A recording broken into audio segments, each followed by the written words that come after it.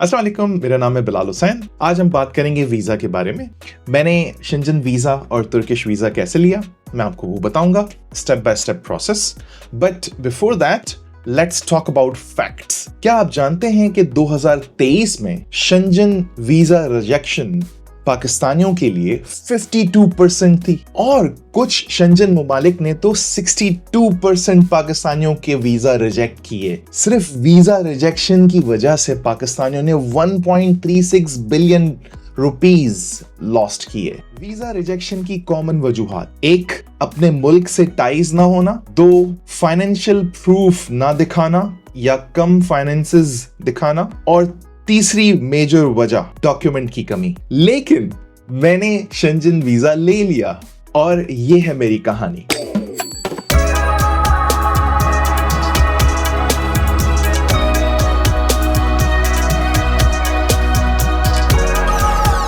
कहानी यह है कि मुझे मेरा एक पेपर है, रिसर्च पेपर, जो कि मैंने कोलैबोरेशन में लिखा, वो एक्सेप्ट हो गया। डेनमार्क से फिर बुलावा आया और उसके लिए फिर मैंने अप्लाई किया शेंजन वीजा के लिए। नाउ हांगकांग में डेनमार्क की कोई एम्बेसी नहीं है।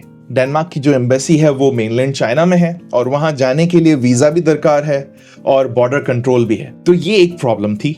मुझे पता चला कि जो फिनलैंड की एम्बेसी है वो हांगकांग में है और वो डेनमार्क के लिए जाने वाले लोगों की एप्लीकेशंस एक्सेप्ट करती हैं। तो जी, फिनिश एम्बेसी की जो वेबसाइट है उस पे एक लिस्ट मिली कि जिसमें नंबर ऑफ आइटम्स थे। फर्स्ट जो आइटम था वो आप स्क्रीन पे देख रहे हैं, एक वीजा एप्लीकेशन फॉर्म फिल करना था और फिर बाकी सारे सपोर्टिंग डॉक्यूमेंट्स हैं वो अटैच करने थे। मुझे इस बात का अंदाजा नहीं था कि शेंजन कंट्रीज आपस में कोलैबोरेट करते हैं, जुड़े हुए हैं। तो मैं समझ रहा था कि मुझे तो डेनमार्क जाना है, मैं फिनलैंड तो नहीं जा रहा, तो मैं फिनलैंड की वेबसाइट के थ्रू उसकी वीजा एप्लीकेशन प्रोसेस को कैसे करूं। वेबसाइट बता रही है कि आप फिनलैंड आएंगे, लेकिन एक्चुअली मुझे डेनमार्क जाना था। तो इसी कंफ्यूजन में रहकर मैंने उनको कॉल की कि भाई ये क्या सीन है। और कॉल के दौरान मैंने ये बताया कि मैं यहाँ पर एक यूनिवर्सिटी में लेक्चरर हूँ और मुझे डेनमार्क कॉन्फ्रेंस के लिए जाना है। तो पता चला कि यार, अगर आप एकेडमिक रीजंस के लिए डेनमार्क जाना चाह रहे हैं तो उसकी जो वीजा एप्लीकेशन फी है, जो कि अराउंड 1000 हांगकांग डॉलर्स है, वो वेव ऑफ कर दी जाएगी ऑन अ कंडीशन कि आपने टिकट्स लेनी हो एडवांस में, रिटर्न टिकट्स, और मेरे ख्याल से बुकिंग का भी कोई सीन था कि होटल की बुकिंग वगैरह करवा लियो। Now that was quite challenging for me because वो वीजा जो कि आधे पाकिस्तानियों के लिए उसकी रिजेक्शन है, मैं अगर अप्लाई करूं और मेरा बाद में रिजेक्ट हो जाए और मैंने टिकट ले ली हो तो ये तो बड़ा अजीब मामला हो जाएगा। तो अल्लाह अल्लाह करके मैंने टिकट्स ले ली और फिर मैंने अप्लाई कर दिया। अच्छा जी, अप्लाई जो है वो आप ऑनलाइन नहीं कर सकते, आप सारे डॉक्यूमेंट्स अपने साथ लेकर जाएं और एक ऑनलाइन फॉर्म फिल करना पड़ता है जिसमें आपको वो एक डेट देते हैं जिसपे आप इन पर्सन अपने डॉक्यूमेंट्स वीजा के सबमिट करवा सकें। अच्छा, मजे की बात यह है कि इवन फिनिश जो एम्बेसी जो कि हांगकांग के अंदर है वो भी एप्लीकेंट से डायरेक्ट डॉक्यूमेंट्स नहीं लेती। उन्होंने जस्ट लाइक पाकिस्तान में होता है VFS के नाम से, VFS ग्लोबल, उसके नाम से कंपनीज हैं जो कि पाकिस्तानियों के विद इन कराची या डिफरेंट शहरों में वीजा एप्लीकेशन डॉक्यूमेंट्स लेती हैं, फीस चार्ज करती हैं और फिर वो एम्बेसी को भेजती हैं डॉक्यूमेंट्स। तो इसी तरह से यहां पर भी VFS के नाम से एक कंपनी है, उसमें मैं गया, उसमें डॉक्यूमेंट सबमिट करवाए और कुछ पेमेंट थी। It's not from embassy but it's from the third party VFS global. तो जी वो पे की और फिर मैं आ गया घर। अब जी इंतजार किया, 2 हफ्ते का मुझे टाइम मिला और 2 हफ्ते गुजर गए। अच्छा, चूंकि हम सब मुसलमान हैं, दिल धड़कता है और गाजा में जो हम सब देख रहे हैं तो उसकी वजह से हम कम से कम मैं चुप नहीं बैठ सकता, दिल गवारा नहीं करता। तो ऑनलाइन अगर आप प्रेजेंस मेरी देखें तो वो full of pro Palestine comments की है।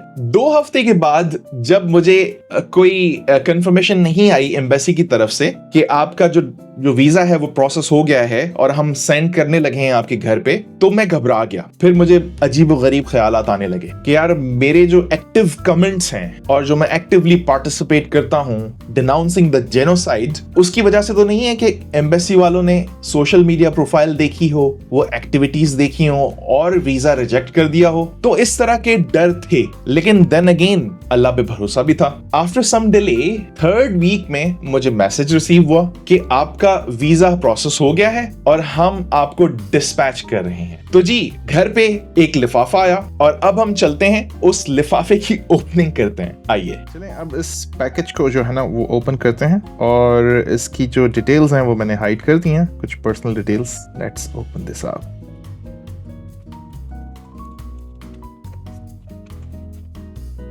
अब जी ये पासपोर्ट है और अब देखते हैं कि इसके अंदर शेंजन वीज़ा कहाँ पर है।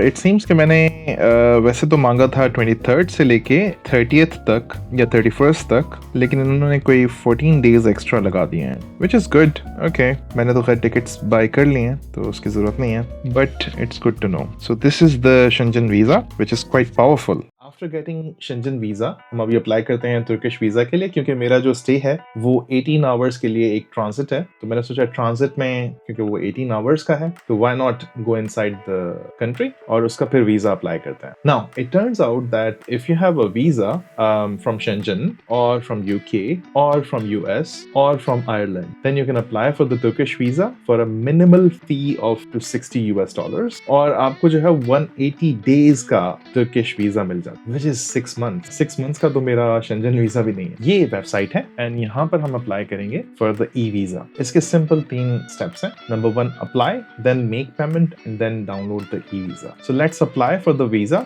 ये है न्यू वीजा एप्लीकेशन पेज। यहाँ पर हम अप्लाई कर रहे हैं ई वीजा के लिए। पासपोर्ट जिस कंट्री से है वो पाकिस्तान है। ट्रेवल डॉक्यूमेंट हमारे पास ऑर्डिनरी है। अब हम सेव एंड कंटिन्यू को क्लिक करेंगे। देन ये पूछ रहा है कि आप तुर्की में कब आएंगे। मेरा जो अराइवल है वो 22 जुलाई को है। यहाँ पर हम चेक कर सकते हैं कि फीस जो ये चार्ज करेंगे वो 60 + $6 है। That means $66। Save and continue. Now we have to tick these options. अब इसमें basically ये है कि I'm traveling for the purposes of tourism or business. Yes, I'm traveling for the purpose of mainly business. I can prove that I hold a return ticket. Hotel reservation तो नहीं है, लेकिन क्योंकि 18 hours है मैंने सोचा कि ज़रूरत नहीं है क्योंकि ज़्यादातर टाइम घूमने फिरने में ही गुजर जाएगा। And at least $50 per each day of my stay. I have a valid supporting document. Yes, इसमें से जो अप्लाई करता है वो शेंजन कंट्री का है। पासपोर्ट कवर्स वैलिडिटी है आपकी। Yes, and this is it. So let's continue. अब यहाँ पर पर्सनल डिटेल्स हम एंटर करेंगे।